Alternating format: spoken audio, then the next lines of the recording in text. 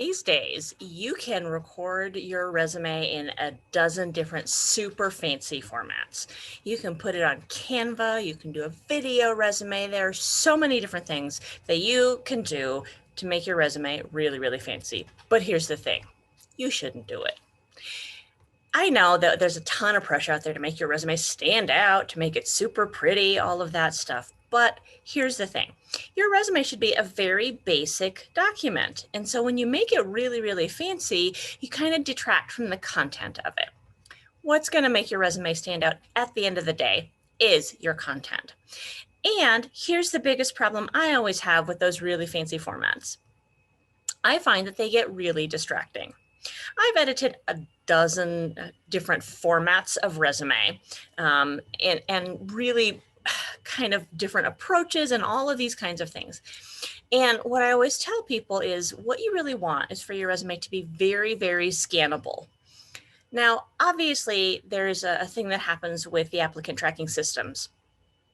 Those are just looking for the keywords. They're using some AI stuff. They're just kind of trying to match your qualifications and the job posting.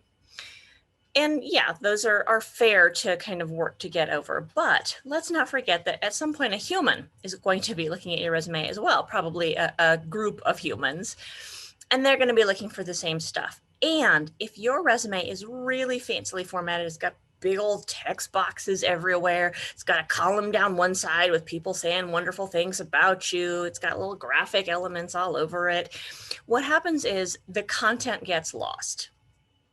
It's really hard to sort of scan through one of those very fancy resumes and pick out what you want to know. So here's how it tends to work, right? When people are at the stage when they're really going over resumes to see who gets points for what kinds of experience and what kinds of knowledge and whatever, making decisions about who they're going to ultimately interview, they're just kind of going down a list trying to check things off. And if you have all that fancy stuff in there and the sort of testimonials and good quotes about you, it's really hard for the person reading your resume to find what you've actually accomplished. That is the whole point of your resume. Yes, it is your chief marketing document, but that doesn't mean that it should fall into the same fancy categories of stuff that we normally market. So again, content is king with your resume. And so if you have a really complicated format, I'm going to just advise you to take it out of that. I really think the best approach to writing your resume is to have a really basic document in something like Google Doc or Word format so that you can edit it very easily. No columns, no text boxes, none of that stuff. And part of that is that at some point that gets really difficult to edit. And you know, I've seen resumes where I've actually kind of had to go in and manually rewrite the whole thing because the person couldn't get rid of the formatting. And sometimes it's just, there's so many layers of formatting in there that undoing that all gets almost impossible. And so then what happens is, yeah, we just go in and we manually rewrite the whole thing. And it's because like the spacing gets weird or the margins are funky or whatever. Nice basic standard format. I've also seen a lot of resumes that are using the fanciness to kind of hide the fact that the person is lacking the experience that's actually required for the position. Also not going to do you any favors. And I think what sometimes happens is you don't lack the experience, but you haven't called it out enough. And so it's really, really confusing for the person looking at your document. Now, in some circumstances, for things like government jobs, I worked at a public university, so I'm pretty well versed in those. What you'll find is that often if the people reviewing your resume actually aren't supposed to go onto LinkedIn to add to your experience. That's a fairness thing. The idea being that there are people who don't have LinkedIn profiles, who maybe aren't in a tech space where they can do that easily, whatever the heck else. And so those people are relying entirely on what you have submitted. And kind of an addendum to that is I really dislike it when there's something brand new in the cover letter that is nowhere represented on the resume. That's very confusing because your resume is supposed to be a capsulation of all of that kind of good stuff. everything that you want your interview team to see so they can decide that they do in fact want to interview you. So when there's a brand new thing on the cover letter, it's really confusing and it makes it very unclear. And then it also looks like you haven't updated your resume, not a favor, to your kind of application process. So really go simple on the resume. I really encourage people to start the document with a summary section at the top. You can call that whatever you want, summary, highlights, key points, accomplishments, whatever it is. But at the very top of your resume, right underneath your contact info, you're going to have a list of the really most essential cool stuff that you want them to know when they're looking at your document. So that's how many years of experience you have in the field, that's skills that you have that are related to the job you want to do, that's if you speak a language, that's anything that's really interesting and that's going to be very compelling to the people who are going to read the rest of your resume.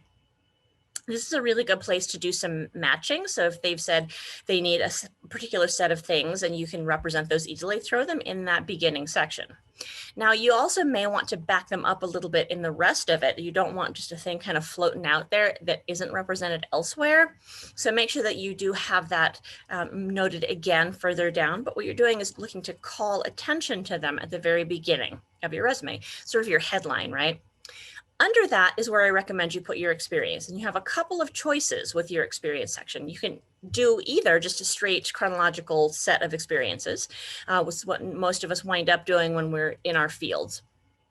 Or if you're changing fields or you're a new professional, what you may do instead is have a section at the top that's something like relevant experience.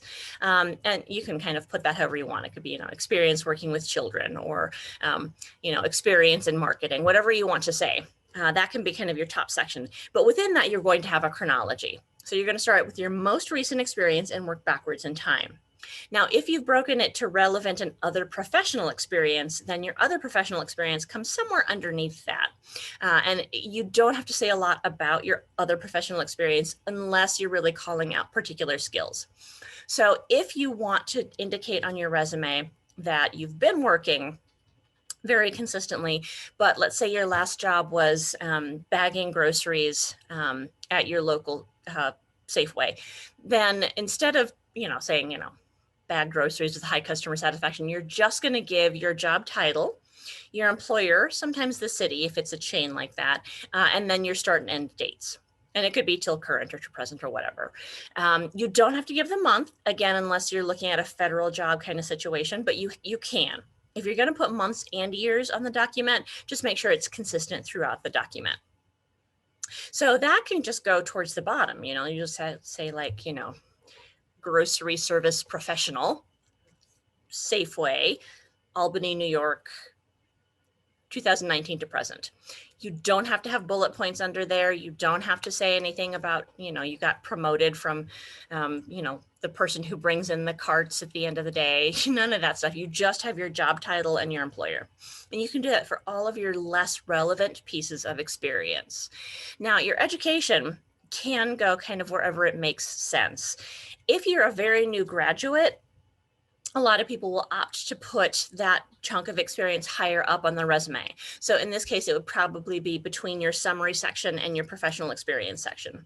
If you've been out of school for a while, or if you don't have a particularly compelling thing to say about your education, then it can go towards the bottom.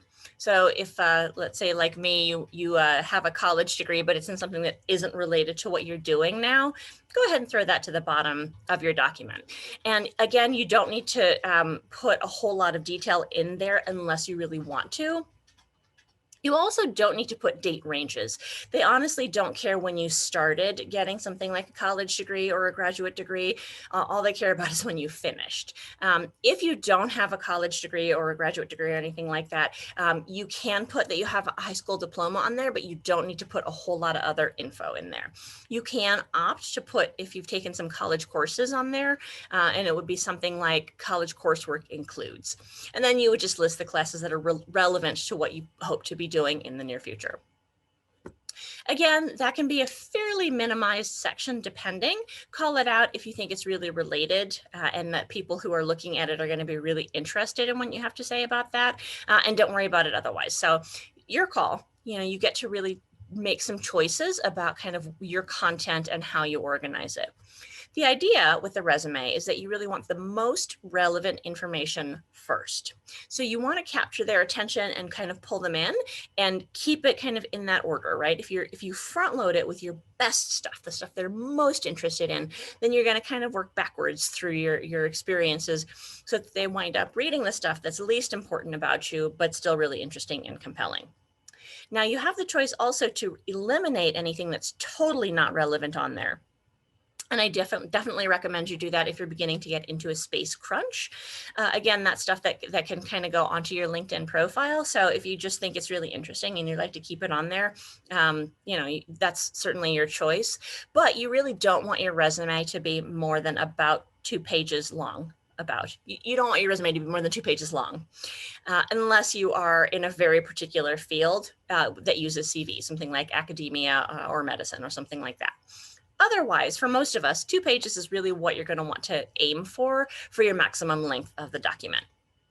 And so eventually you'll find that stuff you did when you were, 22 becomes less relevant to what you're going to be doing. So you get to kind of strategically choose what you're going to eliminate with the reminder that does stay on your LinkedIn profile for as long as you want it to, so you don't entirely lose those pieces of experience. All right, so there's just some really quick resume basics. I hope that's helpful to you. If you have questions about resumes, please feel free to let me know. I have some tips that I can share that are a little bit more specific to your situation. Let me know and have a really great weekend.